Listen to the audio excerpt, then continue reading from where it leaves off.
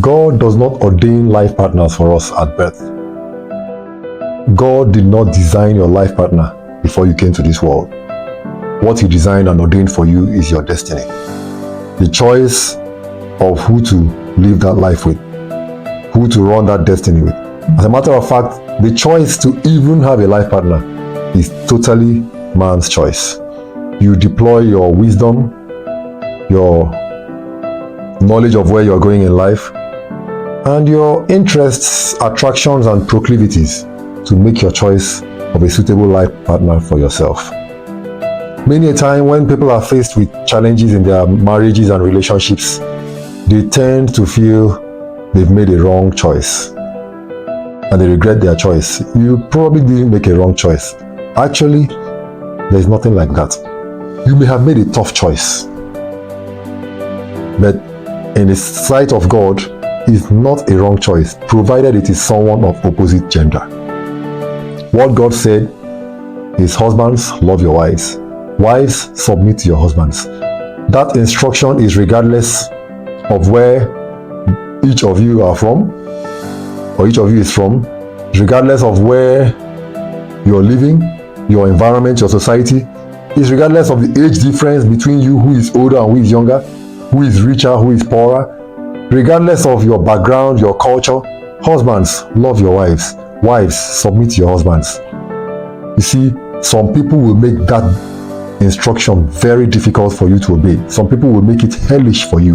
That's why you have to be very careful when making your selection. But when you have made your choice, God expects you to obey His instruction. God is not saying you made a wrong choice. Now, God knows who would make the work easier for you, who will be suitable for you, considering the destiny that He has given to you.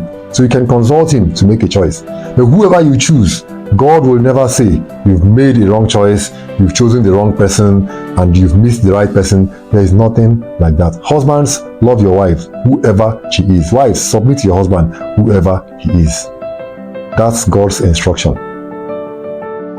The reason why many people spiritualize their choice of life partner is because they feel if God chooses for them, or if God blesses their choice, then the marriage will be smooth and blissful. They fail to realize that even if God Himself chooses your partner and shows you or gives you your partner, that marriage can still fail. Even within a year or a few months, it can still fail.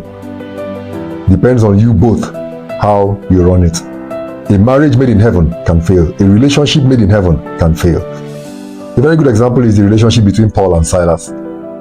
Paul and Barnabas, actually, that God put together for a mission. Their relationship failed because of a sharp disagreement. Sound like what happens in marriage. Okay? So, but if you make your choice by yourself, of course, praying for God to, if you're a Christian, pray for God to lead you and guide you. But even if you are not a Christian, even if you don't marry a Christian, if you make your choice by yourself and you decide to run that relationship, realizing, of course, that marriage is a human relationship, it's a social relationship, and you run that relationship with wisdom, following the tenets of God in the Bible, which many people that are not even Christians know and observe. You follow those tenets of human relationship: understanding, mutual respect, love, consideration, tolerance, submitting to one another.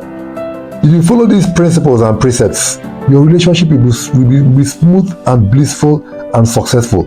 It may be rough at the early stages when you are getting to know each other, but you blend into each other, you marry, and you will enjoy the relationship. And then you begin to say, God gave me my wife. Kind of right that you chose your wife and you lived a happy life with her. I pray we all get this and live happy married lives with the wives and husbands that we have chosen for ourselves. God bless you.